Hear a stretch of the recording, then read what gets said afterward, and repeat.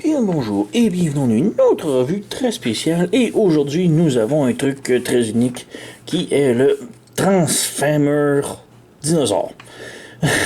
Non, vous avez pas mal lu et j'ai pas mal prononcé, c'est bien mal traduit du bon English de...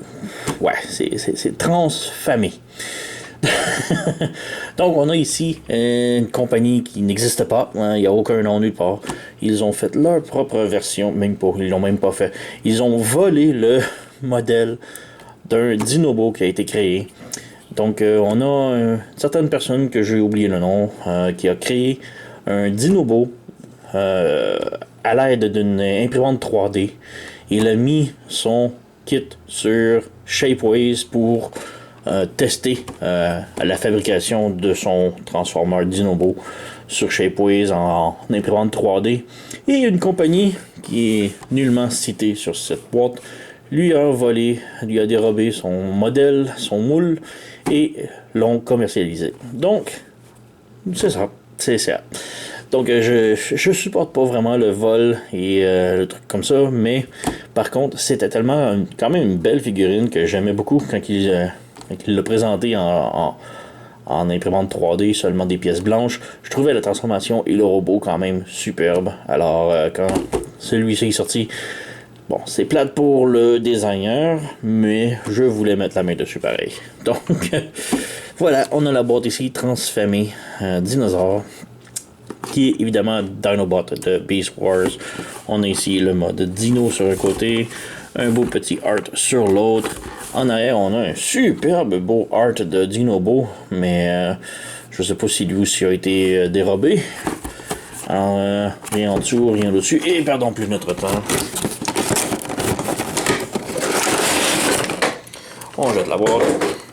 Donc on a les instructions juste ici. Feuille blanche avec imprimé ici. Instructions que je n'ai pas eu de problème. Ça a bien été. La transformation relativement simple. En haut on a les Maximals, petite image. On a les instructions avec des petits icônes. Quand même compréhensibles. Et en bas on a les Predacons. On a les accessoires ici, donc la queue, le pistolet, des épées, et n'avalez rien, tout est toxique. Donc, on a ici la bulle, accessoires, et la figure. Donc, on a ici le Masterpiece Killer Dinobo. On peut voir qu'il est clairement 100 fois supérieur que le Masterpiece, mais on va y revenir. On a tout d'abord accessoire, un flingue, un beau petit fusil qui représente parfaitement ce qu'il était dans l'animé, excepté qu'il n'était pas beige, il était gris-noir. Donc, ouais, on a un petit peg ici en arrière, c'est pour le brancher dans sa main. Donc, quand même très bien, beau petit fusil. Nous avons son épée ici. Donc, encore là, juste du gris plastoc avec une petite poignée ici pour brancher dans la main. Et c'est très pointu, faites gaffe, vous pouvez tuer quelqu'un. Donc, on a ici le Dinobo maintenant. Comme je dis, c'est le Masterpiece Killer. Il est vraiment autre son expression morte et plus d'âme. Il est quand même très bien. Donc moi ce que je classe ça, c'est qu'un Deluxe. Un nouveau Deluxe style Generation, mais en mieux. Plus ou moins. Mais bref, qualité du plastique est très solide, on dirait du Hasbro tout craché. Quand même une belle articulation, la tête pivote, la bouche bouge, on a un beau petit détail de la langue. Comme je dis, c'est vraiment les yeux, le regard vide et mort qui détruit un petit peu la figurine. On a sinon de la belle peinture, des traces, des lignes un petit peu zébrées ici sur le côté. On a les détails des jambes sur le dessous. La tête pivote, peut aller haut et bas. Les bras sont sur un ball joint, donc peuvent pivoter. La main peut ouvrir et fermer. Les jambes peuvent faire la split, peuvent pivoter sans problème. On a une rotation au genou et le genou peut plier 90 degrés. La cheville peut pivoter. Les petites orteils en arrière pivotent aussi et en avant. La queue bouge pas malheureusement, mais c'est pas mal tout. Au moins, il tient parfaitement. On peut faire une comparaison avec l'abomination du Masterpiece ici. Donc, ouais, ok, le Masterpiece, il est plus gros, plus fidèle, mais par contre, tout le reste, ouais, c'est... ouais. Ça reste ça. Il est simplement beau en mode robot. Mais bref, ouais. C'est quand même une taille plus ou moins Voyager. J'ai pas grand chose d'autre que je peux le comparer à autre. Alors, on va passer tout de suite à la transformation. Comme je dis, la transformation est relativement simple, mais quand même très bien. Moi, je l'adorais. Donc, on vient ici prendre les pieds. On les ouvre, comme ça. On vient ici à la queue. On tire dessus pour l'enlever. Donc, on a la queue ici qui se détache. On peut l'ouvrir ici. En deux. À l'intérieur, on a la belle peinture rouge et on a une épée. Truc étrange, par contre, c'est que cette épée-là, elle est collée à l'intérieur. Donc, on peut pas vraiment l'enlever. Je trouve ça vraiment dommage. Donc, ouais, vraiment collée là. Donc, c'est pour ça qu'on nous en donne une deuxième si on veut la faire tenir dans ses mains. Mais je trouve ça dommage que celle-ci est collée. Donc, ouais. Bref, on revient à la figurine. Donc, on a les jambes comme ça. On le tire ici. On les déploie. On peut ouvrir les pattes ici. On décolle les pattes ici. On pivote de l'autre côté. On pivote comme ça. On ouvre les pieds. On ouvre les pieds. Et maintenant, on prend les petits bras ici et on les ramène vers l'arrière. On ferme la main vers le bas et on rabat le tout à l'intérieur. Donc, c'est quand même cool. J'aime ça quand ils font ça, les designers. Au moins, ça remplit plus ou moins le vide des jambes et c'est quand même bien. C'est pas super beau, mais au moins, ça fonctionne et moi, j'approuve. Donc, ensuite, on prend le torse, on le pivote comme ça vers le haut. On prend la taille, on la ouvre comme ça, on la pivote de l'autre côté. Et ici, on a un petit peg dans le fessier qui va se brancher dans le dos. Donc, voilà, on branche comme ça. On continue de relever ça ici. On ramène ça. Ça fait un truc comme ça, mais on essaie de laisser ça ouvert comme ça. Donc, ouais, on laisse le panneau ici ouvert complètement. On vient à la tête. On ouvre les panneaux de chaque côté de la tête, comme ça. Et comme ça. On lève le panneau de derrière ici. Et ça ouvre la tête ici. Donc, on fait flipper la tête du robot ici. On referme la tête du dino, comme originalement. Comme ça. On ouvre la bouche. On ramène la tête du dino complètement vers le bas. Il faut laisser vraiment la bouche ouverte, c'est très important ici. En la rabaissant, il faut que la bouche rentre à l'intérieur du torse et le nez par-dessus cette plaquette ici. Donc, on vient fermer ça ici. Comme ça, la bouche est en arrière. Et on vient continuer de fermer la tête.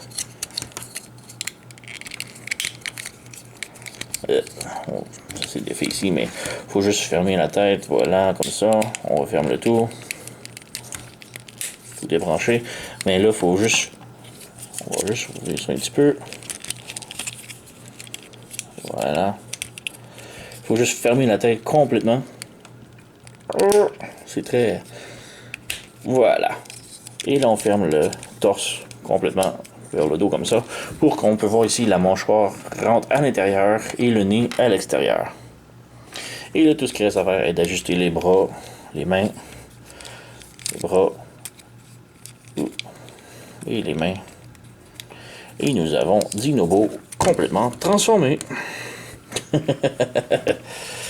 Donc, ouais, il y a une petite... il y a quand même une belle silhouette. Le backpack est très clean.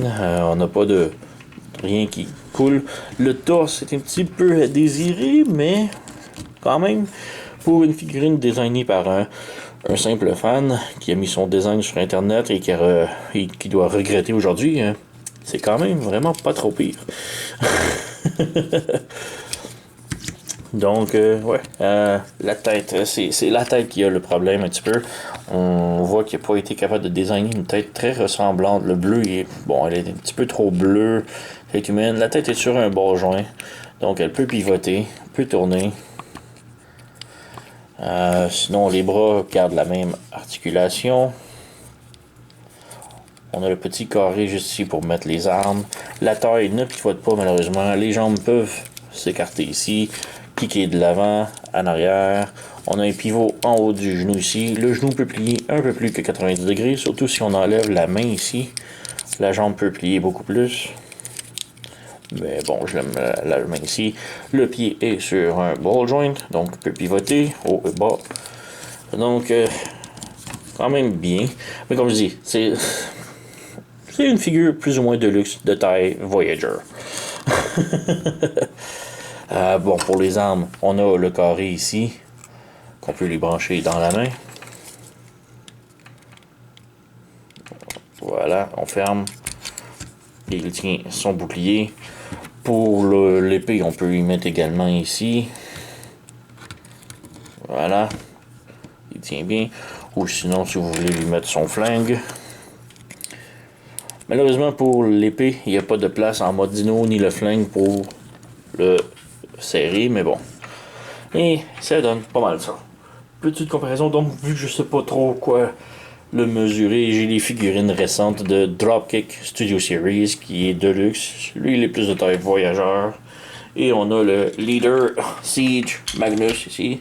Donc, on voit ici, c'est vraiment une taille Voyager. On a le Leader, puis on a un Voyager Deluxe. Donc, les plus de taille Voyager. Quand même bien.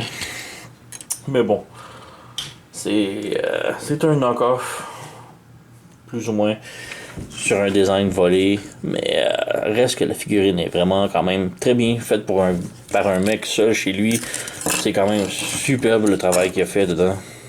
La figurine, quand même beaucoup de peinture, du métallique, de l'or, du bleu, quand même beaucoup de détails. C'est juste vraiment le visage du dino et le visage du robot qui sont un petit peu à désirer, mais sinon, ça reste quand même une belle petite figurine qui, moi, ça va bien fitter dans ma collection de dino. Donc, ouais, c'est pas mal tout.